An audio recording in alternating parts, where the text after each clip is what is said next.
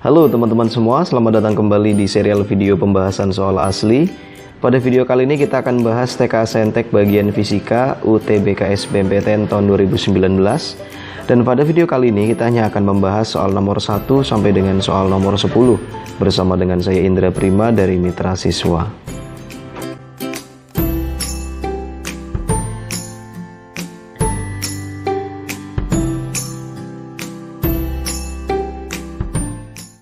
Sebelum teman-teman melanjutkan menonton video ini, saya sarankan untuk bisa download terlebih dahulu soal yang sudah kami sediakan pada bagian deskripsi. Teman-teman bisa download dulu, teman-teman bisa kerjakan dulu, kemudian pembahasannya bisa dilihat pada video ini.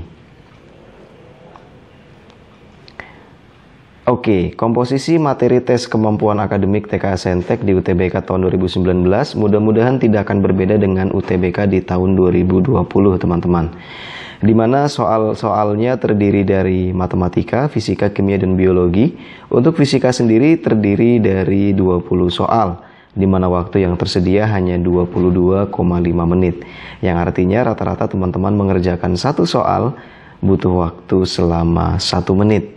Kira-kira begitu ya. Baik, sekarang kita akan langsung saja pembahasan soal-soalnya. Oke, soal nomor 1, teman-teman perhatikan di sini. Sebuah mobil melaju dengan kecepatan 90 km per jam. Tiba-tiba pengemudinya melihat anak kecil di tengah jalan pada jarak 200 meter di depannya. Jika mobil direm dengan perlambatan maksimum sebesar 1,25 meter per sekon kuadrat, maka peristiwa apakah yang akan terjadi? Baik teman-teman semua, kita bisa ilustrasikan gambarnya seperti ini, di mana di sini ada mobil.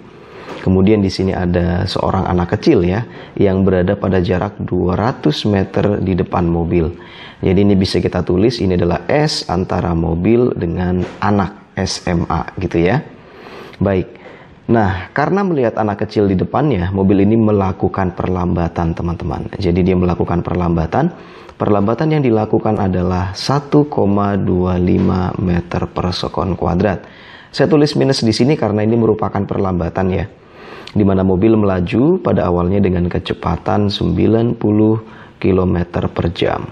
Berhubung di sini pakai meter per sekon, jaraknya juga pakai meter, jadi kecepatan 90 km per jam kita ubah dulu teman-teman menjadi meter per sekon. Oke, 90 km berarti jadi 90.000 meter ya. Kemudian 1 jam jadi 3.600 sekon. Kita bisa coret nolnya. 900 dibagi 36 adalah 25 teman-teman. Berarti kecepatan mobil itu 25 meter per sekon. Oke, apa yang akan terjadi? Karena mobil melakukan perlambatan, berarti suatu ketika atau pada jarak tertentu mobil itu akan berhenti teman-teman. Jadi kita akan cari berapakah jarak mobil sampai dia berhenti, SMB gitu ya. Oke, ilustrasinya begini, jika jarak mobil sampai berhenti itu lebih kecil dari jarak mobil dengan anak, berarti mobil berhenti di depan anak gitu ya, berarti nggak menabrak. Jadi ini tidak nabrak gitu teman-teman, tidak nabrak anak ya, karena berhentinya di depan anak. Tapi jika jarak mobil berhenti lebih besar daripada jarak mobil dengan anak, berarti yang terjadi apa? Anaknya akan tertabrak gitu teman-teman ya. Jadi tertabrak gitu. Oke, gampangnya seperti itu ilustrasinya. Nah sekarang kita akan hitung berapa SMB-nya teman-teman ya. Oke, karena mobil di sini mengalami perlambatan, berarti yang kita pakai adalah rumus GLBB. Karena kecepatannya berubah. Dari yang awalnya kecepatannya 25 meter per sekon, karena melakukan perlambatan, sampai dia berhenti, kecepatan akhirnya adalah 0. Di mana di sini adalah mobil dalam keadaan diam atau berhenti. Oke, yang diketahui lagi adalah A-nya. Minus 1,25 meter per sekon kuadrat. Nah, rumus GLBB masih ingat ya. Oke, yang pertama ada VT sama dengan V0 plus minus A kali T. Kemudian ada VT kuadrat sama dengan V0 kuadrat plus minus 2AS. Lalu yang ketiga ada S sama dengan V0 kali T plus minus setengah AT kuadrat. Kalau kita lihat di sini, di soal nomor 1 tidak diketahui berapa lama waktu yang dibutuhkan untuk mengerem sampai berhenti. Jadi T-nya nggak ada. Kalau gitu kita tidak perlu pakai rumus yang pertama dan tidak perlu pakai rumus yang ketiga. Kita akan gunakan rumus yang kedua ini teman-teman ya. Oke, coba kita input deh nilainya. VT kuadrat, kecepatan akhirnya adalah 0. V awalnya adalah 25 kuadrat. Dikurangi karena perlambatan teman-teman ya. 2 dikali 1,25 dikali S. Dimana S ini adalah S antara mobil sampai berhenti. Oke, kita lanjutkan. 0 sama dengan 625 dikurangi 2,5 ya. 2 dikali 1,25 SMB. Kita bisa pindahkan ke sana. Jadi 2,5 SMB sama dengan 625. Berarti SMB-nya adalah 625 dibagi 2,5. Berapa yuk? Kalau teman-teman bingung boleh nggak perlu dikuadratin langsung, nggak apa-apa. 625 itu kan 25 dikali 25 dibagi 2,5. Kita bisa coret begini jadi 10 ya. 10 dikali 25 adalah 250 meter. Ternyata mobil sampai berhenti menempuh jarak yang lebih jauh daripada posisi anak di depan mobil. Berarti sungguh sayang sekali teman-teman ya. Tragis sekali anak ini harus tertabrak. Berarti jawabannya adalah yang E. Mobil baru berhenti setelah menabrak anak itu. Oke, itu soal nomor 1. Soal nomor 2. 3 batang logam yang berbeda jenis dielas menjadi bentuk huruf Y.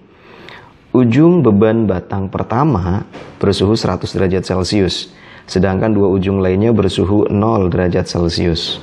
Ketiga batang memiliki panjang dan luas penampang yang sama, sedangkan konduktivitas termal batang pertama, kedua, dan ketiga masing-masing adalah K1, K2, dan K3.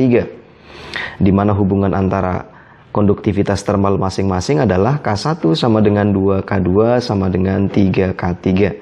Maka suhu di sambungan ketiga batang tersebut adalah berapa? Baik teman-teman, saya akan uraikan lagi bahwa 3 batang itu membentuk seperti huruf Y seperti ini ya, di mana panjangnya sama, luas penampangnya juga sama. Jadi kita perlu catat di sini bahwa L1 sama dengan L2 sama dengan L3. Kemudian luas penampangnya juga sama, A1 sama dengan A2 sama dengan A3. Oke, kita akan beri ilustrasi. Misal ini adalah K1 sebelah sini, di mana ujung pada K1 bersuhu 100 derajat Celcius teman-teman. Kemudian pada ujung-ujung yang lain, ini adalah K2 dan ini adalah K3, suhunya adalah 0 derajat Celcius dua-duanya gitu. Oke, karena ini merupakan logam, benda padat, berarti peristiwa perpindahan kalor yang terjadi pada logam ini adalah peristiwanya apa teman-teman? Perpindahan kalor secara konduksi. Di mana perpindahan kalor secara konduksi dirumuskan dengan K dikali luas penampang dikali perubahan suhu dibagi dengan panjangnya. Ini untuk peristiwa konduksi teman-teman ya. Oke, dalam peristiwa ini ada batang yang menerima kalor, ada batang yang melepaskan kalor teman-teman. Jadi kalau mau kita buat ilustrasinya, perpindahan kalornya seperti ini teman-teman. Perpindahan kalor yang pertama sama dengan perpindahan kalor yang kedua ditambah perpindahan kalor yang ketiga. Kenapa? Karena H2 dan H3 punya suhu yang sama, yaitu sama-sama 0 derajat Celcius teman-teman ya. Dan yang ditanyakan di sini adalah berapa suhu pada sambungannya. Jadi TS, suhu sambungannya itu berapa nih yang mau kita cari. Oke, sekarang kita uraikan terlebih dahulu. H1 kalau kita mau masukkan semua rumusnya, tapi ingat ya bahwa luas penampang dan panjangnya sama, jadi nggak perlu kita masukkan teman-teman. Kita tinggal tulis saja di sini, ini berarti K1 dikali delta T1. Kemudian di sini K2 dikali delta T2 ditambah K3 dikali delta T3. Oke, K1. Oke, K1 di sini ada informasi di mana K1 sama dengan 2K2 sama dengan 3K3. Berarti kita bisa tulis K1 itu sama aja dengan 3K3. Kita jadikan K3 aja ya. Jadi ini 3K3. Oke, delta T1 suhunya 100 dikurangi TS. Kenapa? Karena suhu sambungan akan lebih kecil dari 100 teman-teman. Yang menerima 0, yang memberikan 100. Suhunya pasti ada di antara 0 sampai 100 gitu. Kemudian untuk K2 kita tulis dulu 2K2 sama dengan 3K3. Berarti K2 itu adalah 3/2K3. Kita masukkan di sini 3/2K3. Jadi kita jadikan K3 semuanya ya. Oke, suhunya berapa? TS dikurangi 0 karena TS lebih gede daripada 0 teman-teman. Ditambah dengan K3 dikali dengan TS min 0 juga. Sampai sini paham ya? Oke, karena di sini ada K3, kita coret aja semuanya K3-nya, nggak perlu ikut. Gitu ya. Oke, kita kalikan teman-teman, 3 dikali 100, 300 min 3 TS. Sama dengan 3/2 TS ditambah dengan TS. Kita lanjutkan lagi, 300 min 3 TS sama dengan ini 3/2 TS ditambah boleh 2/2 TS ya. Oke, biar penyebutnya sama. Jadinya begini teman-teman, 300 min 3 TS sama dengan 5/2 TS. Berarti TS 3 TS-nya bisa kita pindah ya. 5/2 TS ditambah 3 TS ini sama dengan 300. Kalau 3 kita ganti jadi 6/2, jadinya 11/2 TS sama dengan 300. Tinggal cari TS teman-teman. TS-nya berarti 300 dikali 2 dibagi 11. Ini 600 dibagi 11 ya. 60 kurang teman-teman ya. Berhubung di sini pilihannya ada di bawah 60, ada 54. Nah, itu jawabannya. Dan memang kalau teman-teman hitung 600 dibagi 11 itu 54,55 derajat Celcius. Jadi jawaban untuk soal nomor 2 adalah yang D. Soal nomor 3, seutas tali dengan panjang 5 meter diregangkan dengan gaya 2 Newton, dirambati gelombang transversal teman-teman. Jika cepat rambat gelombang itu 40 meter per sekon, maka massa tali tersebut adalah. Baik, untuk soal nomor 3 kali ini soalnya cukup sederhana teman-teman ya, seperti soal-soal ujian nasional. Yang diketahui di soal ini pertama adalah panjang dari tali itu 5 meter, kemudian gayanya sebesar 2 Newton, kemudian cepat rambat gelombangnya V 40 meter per sekon. Yang ditanyakan di soal ini adalah berapakah massanya. Ini merupakan cepat rambat gelombang pada tali teman-teman ya, dimana cepat rambat gelombang pada tali dirumuskan dengan akar F dikali L dibagi M. Jadi kita tinggal masukkan saja, kita akan ketemu berapa massa tali tersebut. V-nya 40 sama dengan akar 2 dikali L-nya, F-nya 2, L-nya 5 dibagi massa. Oke, kita akan cari massa, berarti kiri dan kanan dikuadratin biar yang ada massanya itu akarnya hilang teman-teman. 40 kuadrat berarti 1600. 2 dikali 5, akarnya hilang ya, ketemu sama kuadrat, jadi 10 per M. Kita tinggal tukar saja teman-teman, berarti kita bisa pindah, berarti M sama dengan 10 dibagi 1600, nolnya dicoret. 1 per 160 teman-teman, tapi ini kilogram. Kalau kita mau ubah ke gram, ini kan kilogram ya, kita ubah jadinya 1000 gram dibagi 160 teman-teman. Ya, hasilnya berapa coba? Kalau kita bagi 4 dulu ya, kita bagi 4, ini berarti 250 dibagi 40. Nolnya dicoret, berarti 25 dibagi 4. Ya, 25 dibagi 4 berarti 6,25 gram. Itu jawaban untuk soal nomor 3. Jadi jawabannya adalah yang A. Oke, kita lanjutkan ke soal nomor 4. Seberkas cahaya monokromatis dijatuhkan pada 2 celah sempit vertikal berdekatan pada jarak 0,01 mm. Pola interferensi yang terjadi ditangkap pada jarak 20 cm dari celah. Diketahui jarak antara garis gelap pertama di sebelah kiri ke garis gelap pertama di sebelah kanan adalah 7,2 mm. Panjang gelombang berkas cahaya itu berapa teman-teman?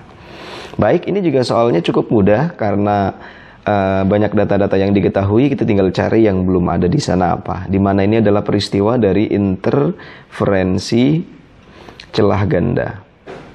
Cukup jelas ya, di soal dikatakan interferensi perpaduan cahaya, kemudian di sini ada 2 celah, berarti celahnya ganda. Baik, persamaan pada interferensi teman-teman. Saya ilustrasikan dulu bahwa ini peristiwanya ada 2 buah celah, kemudian di sini ada layar. Ini adalah celahnya. Cahaya membentuk interferensi bersatu di suatu titik teman-teman. Anggaplah di sini ketemunya ya. Nah, seperti ini. Nah, oke, titik tengah dari sini disebutnya dengan terang pusat teman-teman. Oke, di atas terang pusat ada pola gelap terang. Di bawahnya juga ada pola gelap terang teman-teman ya. Oke, kalau saya mau zoom posisi yang ada di sini, jadinya begini teman-teman.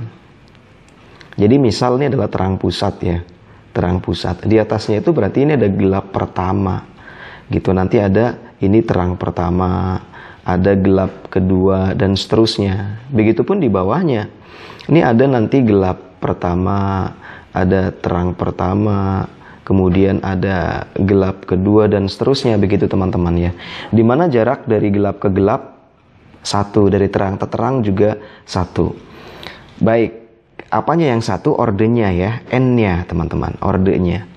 Baik, sekarang kita lihat dulu data-datanya. Jarak antara dua buah celah ini adalah D, di mana D-nya diketahui dalam soal katanya 0,01 mm. Kemudian jarak antara celah dengan layar diketahui di soal ini, L-nya adalah 20 cm.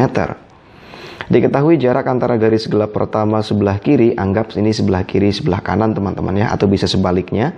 Jadi garis gelap di atas terang pusat dan garis gelap di bawah terang pusat itu adalah 7,2. Jadi ini adalah Y-nya. Oke, kita tulis di sini di mana Y-nya adalah 7,2 mm, L-nya adalah 20 cm. Pertanyaannya adalah berapakah panjang gelombangnya, lambda. Oke, baik. Persamaan untuk menyelesaikan interferensi celah ganda adalah D, Y per L sama dengan N dikali lambda, teman-teman. Di mana N adalah orde. Tadi saya sudah jelaskan ya, dari gelap pertama di atas terang pusat dan gelap pertama di bawah terang pusat nilainya adalah 1 dari gelap ke gelap. Kalau gelap pertama ke gelap kedua ya 1. Gelap pertama ke gelap ketiga berarti N-nya 2 gitu. Oke, sekarang kita akan selesaikan berapa lambdanya teman-teman. Lambda sama dengan N-nya tinggal dipindah, DY per NL gitu ya. N-nya kan ke sini teman-teman. Oke, D-nya 0,01. Oke, sebelum saya hitung teman-teman, ada yang cukup menarik di sini. Dimana pilihan jawabannya ini angkanya cukup banyak yang berbeda ya. Artinya depannya 18, 27, 36, 72. Hanya ini yang 18-nya ada yang sama. Untuk mengerjakan soal seperti ini tidak ada salahnya teman-teman bisa langsung masukkan angkanya tanpa harus diubah satuannya ke meter. Karena ini akan lebih menghemat waktu. Sebagai contoh begini, D-nya 0,01 mm, teman-teman cukup tulis 1 aja. Y-nya 7,2, teman-teman tulis 72 aja. Komanya juga nggak usah biar ngitungnya lebih gampang. N-nya 1, kemudian L-nya 20, tulis aja 2. Pas teman-teman hitung, 72 dibagi 2 adalah 36. Ya sudah, cari yang ada 36-nya. Berarti jawabannya adalah yang C. Nah, dengan begini teman-teman akan lebih menghemat waktu. Oke, soal nomor 5. Dua keping logam sejajar diberi muatan listrik yang sama besarnya dan berlawanan tanda. Berarti kalau berlawanan tanda, keping yang pertama diisi dengan muatan listrik positif, muatan yang keping yang kedua diisi dengan muatan negatif. Maksudnya seperti itu ya. Oke, dengan besarnya sama. Jadi antara Q1 dan Q2 nilainya sama besarnya. Kuat medan listrik di antara dua keping tersebut bagaimana teman-teman? Baik, jika ada suatu muatan, jika suatu benda sudah bermuatan, dalam hal ini adalah keping, maka dia akan mengeluarkan atau dia akan punya yang namanya medan listrik di sekitarnya teman-teman ya. Oke, arah medan listrik ini bisa menolak, bisa menarik. Kalau positif itu dia akan menolak. Jadi akan menolak di sekitarnya gitu ya. Kalau medan listrik negatif dia akan menarik di sekitarnya. Jadi arah medan listriknya seperti itu. Nah, sekarang ada dua keping teman-teman. Keping pertama dan keping kedua. Keping pertama diisi dengan muatan-muatan positif. Keping kedua diisi dengan muatan-muatan negatif. Sorry, ini negatif ya. Antara Q1 dengan Q2. Antara Q1 dengan Q2 terpisah sejauh R teman-teman. Oke, rumus medan listrik adalah K dikali Q dibagi R kuadrat. Oke, gitu ya teman-teman ya. Nah, berarti dari sini kita tahu hubungannya bahwa antara medan listrik berbanding terbalik dengan jarak di antara kedua keping. Berbanding terbalik dengan kuadrat jarak. Dari sini kita akan cek satu persatu. Ternyata sudah ada jawaban yang langsung mengarah ke sini teman-teman ya, yaitu pada opsi yang C. Berbanding terbalik dengan kuadrat jarak antara dua keping. Jadi jawabannya adalah yang C. Soal nomor 6. Di daerah kutub yang suhu permukaan lautnya kurang dari 0 derajat Celcius, di daerah bawah permukaan lautnya justru punya suhu yang lebih besar dari permukaan laut 4 derajat Celcius. Hal ini terjadi karena, kayak teman-teman, untuk menjawab soal nomor 6 ini teman-teman butuh pengetahuan, teman-teman.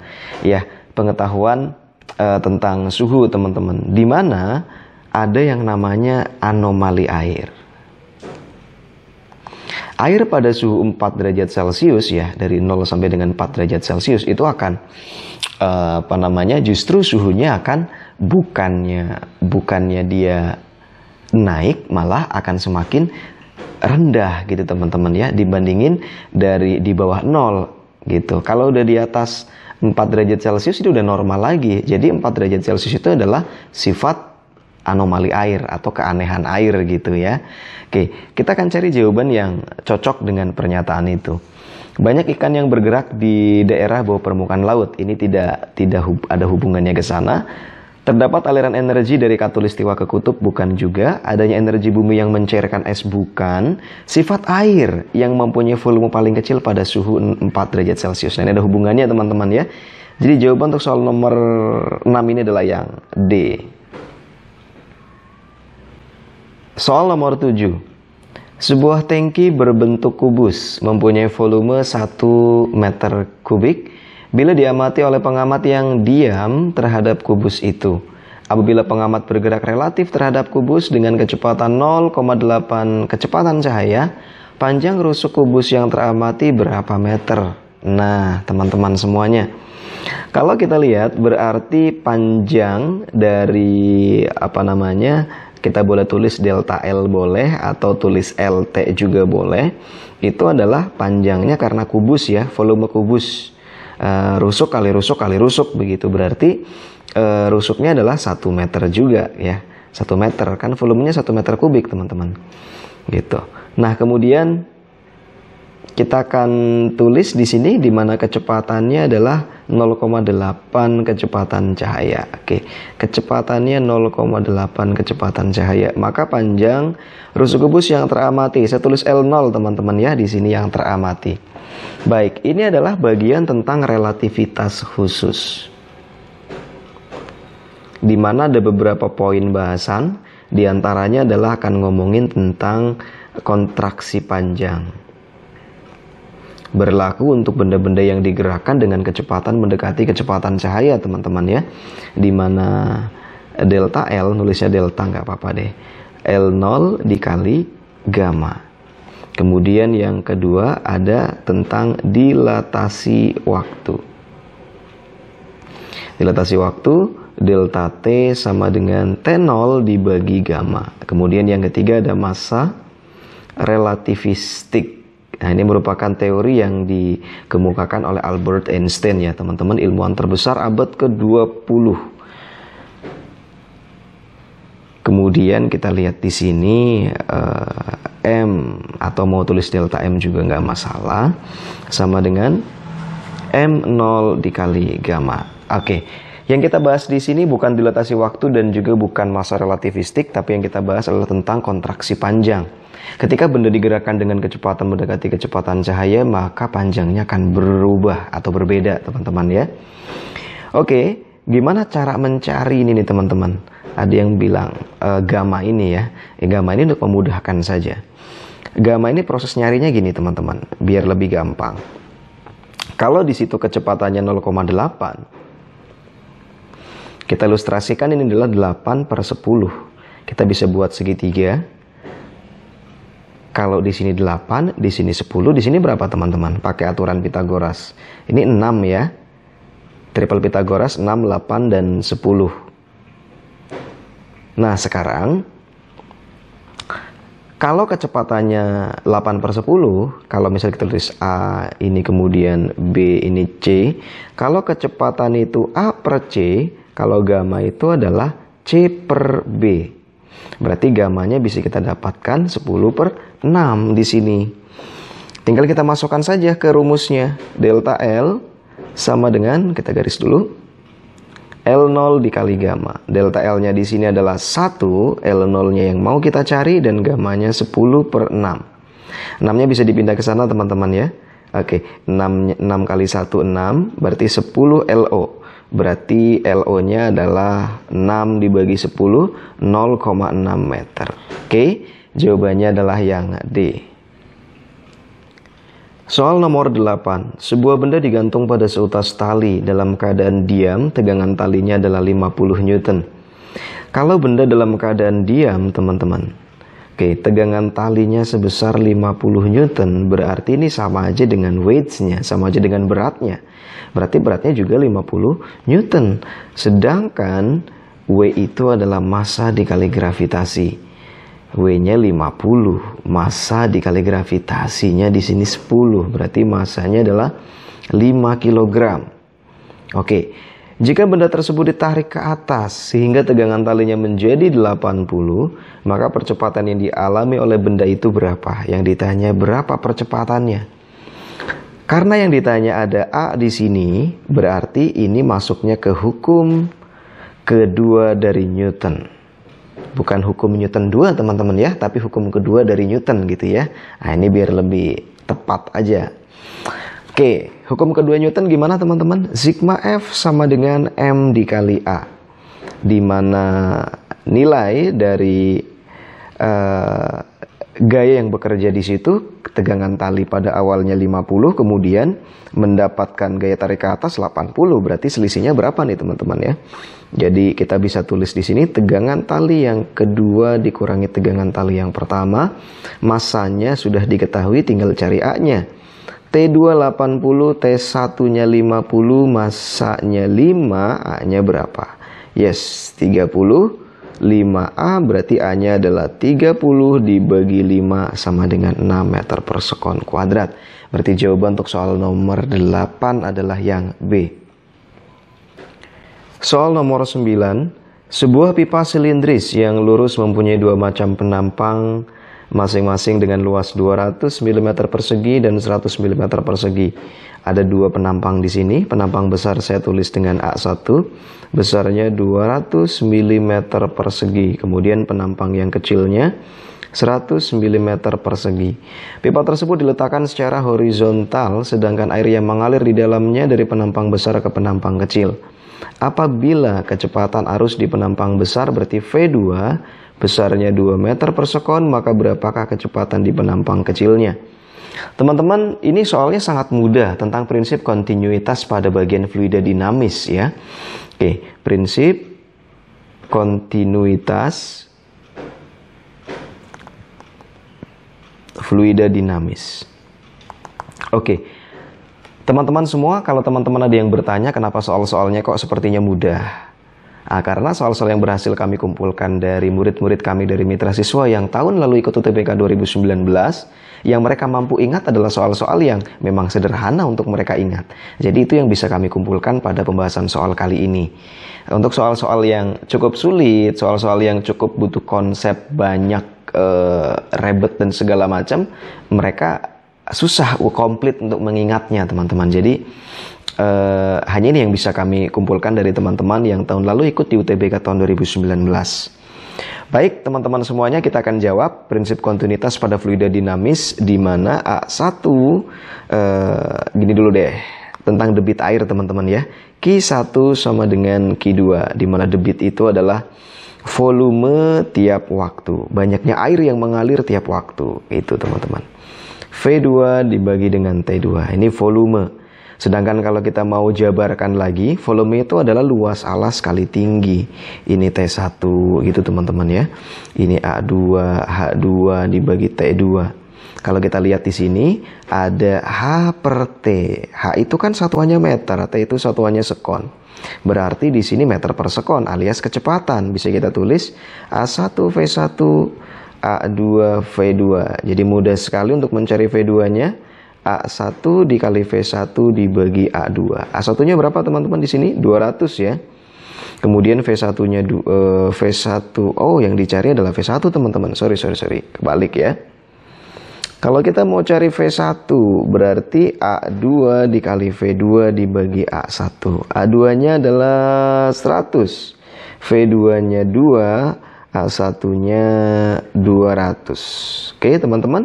Berarti di sini 200 dibagi 200 sama dengan 1 meter per sekon. Oke, jawabannya adalah yang C. C. Oke, soal nomor 10. Hasil pengukuran kapasitas panas C suatu zat padat sebagai fungsi temperatur T dinyatakan oleh persamaan sebagai berikut, di mana C sama dengan alfa dikali T ditambah beta dikali T kuadrat. Satuan untuk alfa dan beta yang mungkin adalah, baik teman-teman, di sini kita akan belajar tentang energi kalor. Sebelum kita langsung ke pertanyaan terkait dengan persamaan C sama dengan alfa T ditambah BT kuadrat, kita harus tahu dulu rumus energi kalor teman-teman ya. Energi kalor ada 3 macam ya. Kalau kita lihat grafik perubahan wujud zat, di mana di sini adalah suhu 0, kemudian di sini adalah suhu 100, maka grafik perubahan wujud zatnya seperti ini. Untuk yang di sebelah sini, ketika terjadi perubahan suhu, berarti Q-nya sama dengan M kali C kali delta T, di mana C-nya adalah CS karena wujudnya masih S. Lalu di sini tidak terjadi perubahan wujud, tidak terjadi perubahan suhu, maka Q-nya sama dengan ml karena kalori yang dibutuhkan untuk mengubah wujud dari S menjadi cair. Jadi tidak ada perubahan suhunya, tetap aja dari 0 ke 0 teman-teman. Kemudian yang di sini ada perubahan suhu lagi, berarti Q sama dengan mc kali delta T, tapi C-nya C air. Lalu di sini tidak ada lagi perubahan suhu, Q sama dengan MU, kalori yang dibutuhkan untuk menguapkan air ya, dari air menjadi uap. Baik, rumus energi kalor Q sama dengan MC delta T ketika ada perubahan suhu. Jadi ini yang kita pakai ya. MC adalah kapasitas kalor. Jadi kalau kita tulis, C-nya adalah Q dibagi delta T, di mana Q adalah energi, satuannya joule, kemudian delta T suhu, satuannya Kelvin, atau boleh kita tulis JK-1. Berikutnya kita akan cari dari persamaannya. Persamaannya kan begini teman-teman. C sama dengan alfa dikali T ditambah beta dikali T kuadrat. Kita cari satu-satu dulu. Yang pertama adalah C sama dengan alfa dikali T. Berarti kalau cari alfa adalah C dibagi T. C-nya JK-1, T-nya Kelvin. Jadi di sini JK-2. Lalu untuk yang C sama dengan beta T kuadrat, berarti betanya sama dengan C dibagi T kuadrat.